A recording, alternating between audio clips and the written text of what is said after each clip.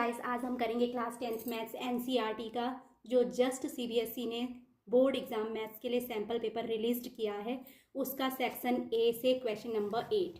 Guys question number 8 है a quadratic polynomial having zeros minus under root of 5/2 and under root of 5/2 is.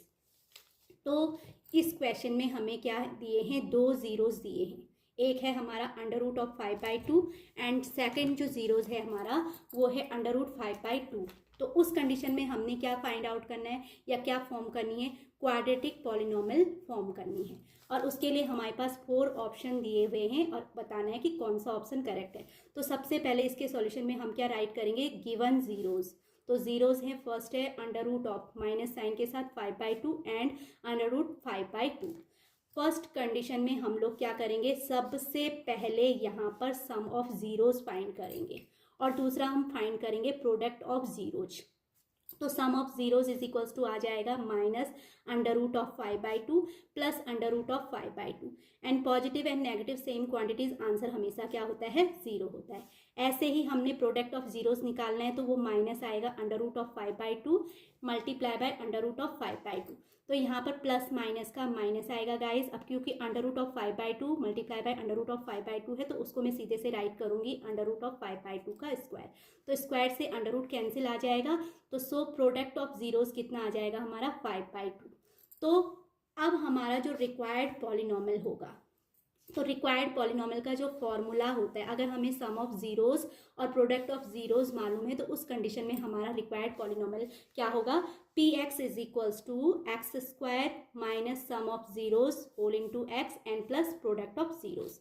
तो so मैं write करूंगी P X is equal to X square as it write करा minus sum of zeros is equals to हमारा क्या है, zero है तो zero into x हो जाएगा माइनस करके फिर हमारा sum of zeros into X plus product, तो यहाँ पर प्लस आएगा and product of zeros is equals to guys यहाँ पर हमारा प्रोडक्ट ऑफ जीरोस कितना आया है, -5/2।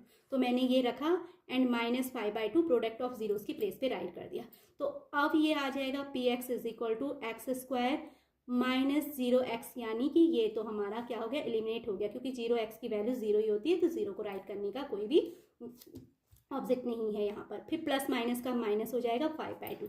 तो हमारा पी एक्स यानी जो क्वाड्रेटिक पॉलिनोमियल आया है एक्स स्क्वायर माइनस 5/2 आया है। गाइस हमारा P X is equal to X square minus 5/2 आया। तो अब हम क्या करेंगे, नाउ ऑप्शन आर। तो अब हम अपने ऑप्शन चेक करेंगे। A is equal to X square minus 5 into under root 2 into X plus 1 है। B 8x square minus 20, C 15x square minus 6 and D option जो है उसकी वैल्यू है X square minus 2 under root 2 X minus 1। हमारी जो answer में है वहां पर x का टर्म नहीं है तो ऑप्शन ए और डी तो क्या हो जाएंगे, एलिमिनेटेड हो जाएंगे क्योंकि यहाँ पे x के टर्म्स हैं, यहाँ x के टर्म्स हैं बट हमारे आंसर में क्या नहीं आ रहा है, x टर्म्स नहीं आ रहा है। अब हम अगर b और c चेक करें, a और d तो एलिमिनेट हो गया, b c चेक करेंगे तो b c के अकॉर्डिंग भी हमारा अभी ऑप्शन क्या नहीं है, करेक्ट नहीं है क्योंकि हमारा ऑप्शन क्या आ रहा है, एक्स स्क्वायर माइनस 5/2 आ रहा है। Guys for b let's multiply a equation by 8। तो अगर हम अपनी इक्वेशन को 8 से मल्टीप्लाई करें क्योंकि b जो ऑप्शन है 8x स्क्वायर माइनस 20 है। अब यहाँ पे एक्स स्क्वायर के साथ 1 है तो फॉर b के लिए मैं इस इक्वेशन को क्या करती हूँ, 8 से मल्टीप्लाई करती हूँ। तो तब उस कंडीशन में P X is equal to 8 whole into X square minus 5/2 होगा and this is equals to 8x square minus 8 into 5/2।